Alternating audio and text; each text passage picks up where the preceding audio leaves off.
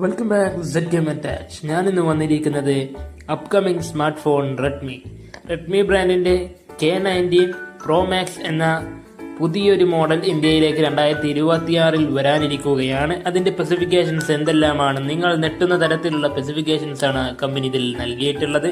എന്തെല്ലാമാണെന്ന് നമുക്ക് നോക്കാം. നമുക്ക് നേരെ വീഡിയോയിലേക്ക് പോകാം. Let's go.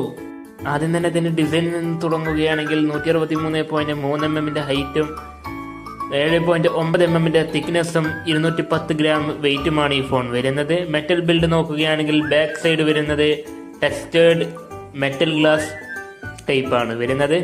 വാട്ടർ റെസിസ്റ്റന്റ് ഈ ഫോണാണ്. IP68 റെസിസ്റ്റന്റ് ആണ് ഈ ഫോൺ വരുന്നത്. അതുകൊണ്ട് തന്നെ ഡീപ്പ് വാട്ടർ റെസിസ്റ്റന്റ് 30 minutes ആണ്.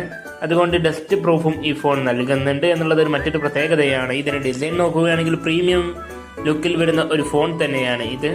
രണ്ടാമതായി നമ്മൾ നോക്കാൻ പോകുന്നത് ഡിസ്പ്ലേ ആണ്. 6.9 ഇഞ്ചിന്റെ full HD plus LTPO AMOLED display ആണ് വരുന്നത്. 3500 നിറ്റ്സിന്റെ പീക്ക് ബ്രൈറ്റ്നസ് ആണ് ഈ ഫോണിൽ കമ്പനി നൽകിയിട്ടുള്ളത്. 120 ഹെർട്സിന്റെ റീഫ്രഷ് റേറ്റും ഈ സ്ക്രീനിൽ വരുന്നുണ്ട്. Bezel-less punch whole display type ആണ് ഇതിൽ വരുന്നത്.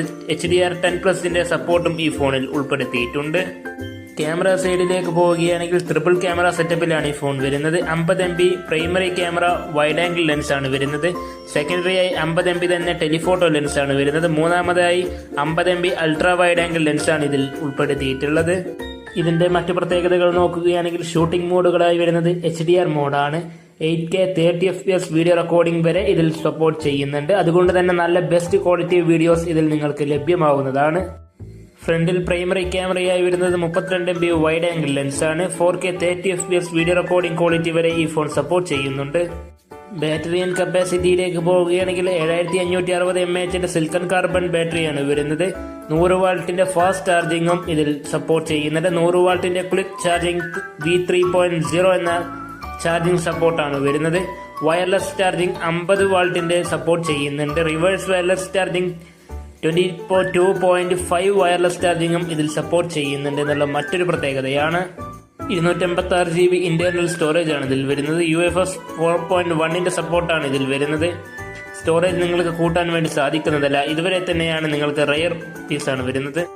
ഡോൾബി അറ്റ്മോസ്ഫിയറോട് കൂടിയ സ്റ്റീരിയോ സ്പീക്കറാണ് ഇതിൽ വന്നിട്ടുള്ളത്. ഓപ്പറേറ്റിംഗ് സിസ്റ്റം Android 16 ആണ് വരുന്നത്. OS അപ്ഡേറ്റ് 4 വർഷവും സെക്യൂരിറ്റി അപ്ഡേറ്റ് 6 വർഷവുമാണ് വരുന്നത്. കസ്റ്റം UI HyperOS 2 ആണ് വരുന്നത്.